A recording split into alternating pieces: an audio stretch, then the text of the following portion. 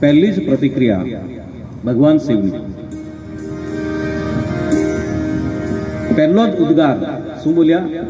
જ્યાં કથાની માંગણી માં પાર્વતી કરી, ધન્ય ધન્ય ગિરિરાજ કુમારી, ધન્ય ધન્ય ગિરિરાજ કુમારી. બીજું કઈ નથી બોલ્યા. જ્યાં માં પાર્વતી કથાની માગણી કરી તો પહેલું જ કીધું, હે પાર્વતી ધન્ય હો, ધન્ય હો.